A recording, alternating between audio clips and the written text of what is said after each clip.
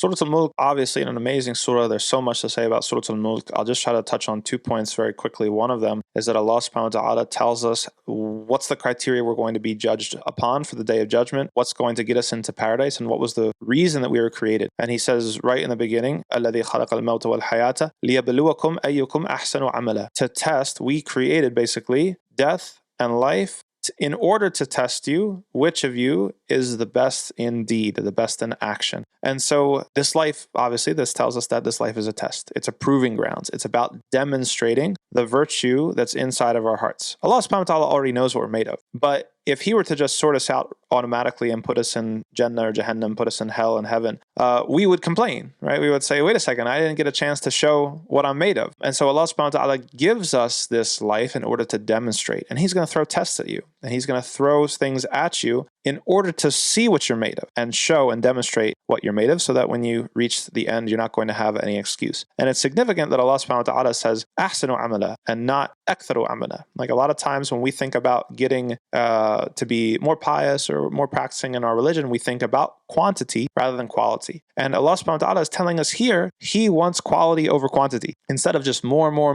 what is the value of your prayer? Like, what is the the level that of khushu', of fear or awe or reverence that you have, connectivity that you have in your prayer, right? All the sorts of things that you're doing, rather than just try to accumulate more good deeds. Maybe you need to take time thinking about how can you make the deeds that you're already doing more valuable and more weighty. So that's one point. And the second point is that Allah subhanahu wa ta'ala, he tells us some of the regrets of the people of the fire. And so when he does that, he's basically showing us, okay, avoid this thing. And so when there's this conversation and the people that are going into the hellfire are asked, right, was a prophet sent to you? They said yes. And then Allah subhanahu wa ta'ala says that they will say, وَقَالُوا لَوْ كُنَّا نَسْمَعُ أَوْ نَعْقِلُ مَا كُنَّا فِي أَصْحَابِ السَّعِيرِ. Is that one of the or two regrets, basically, that the people of the fire will have, if only we had listened or reasoned. And that's very significant, because a lot of times people these days, they assume that reason and revelation contradict to each other, or that faith and reason don't go together. And Allah subhanahu wa ta'ala is saying here that if you don't use your reason, it's going to end you up in the fire, or it could end you up in the fire. If you're not able to listen and obey,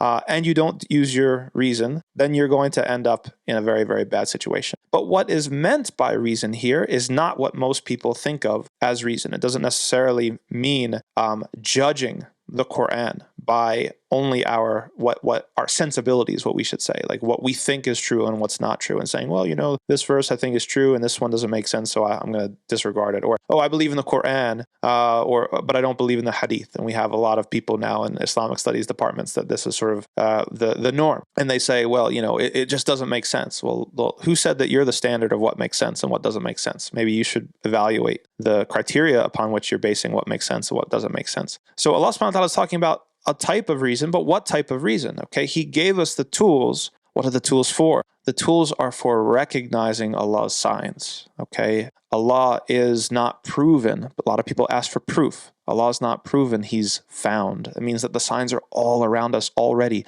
They're not hidden somewhere in some obscure place that we need to develop these like obscure, difficult, convoluted formulas and theses and like very, very, no, it's actually right in front of your face. It's been in front of your face the entire time. All it takes is sincerity and the correct attitude, opening up your mind. Use your reason to determine that the signs in front of you are pointing towards purpose. They're pointing towards a creator. They're pointing towards afterlife. They're pointing towards accountability and responsibility. That's what your reason is for, which is Ibn Taymiyyah's critique of the entire thing. If you get into his works, he's saying that real reason does not contradict revelation. That the actual Quran and the Sunnah, the revelation that Allah gives us, it presupposes a certain amount of reason because it's asking us to be convinced. It's asking us to think about things. But we don't take some sort of external tradition of reason from the Greeks or from somebody else and then chop up the Quran and the Sunnah and try to make them gel. We have to use the reason that's inside of the text, the reason that's inside the Quran and the Sunnah, and the reason that Allah gave us in order to recognize its truth and to submit to it.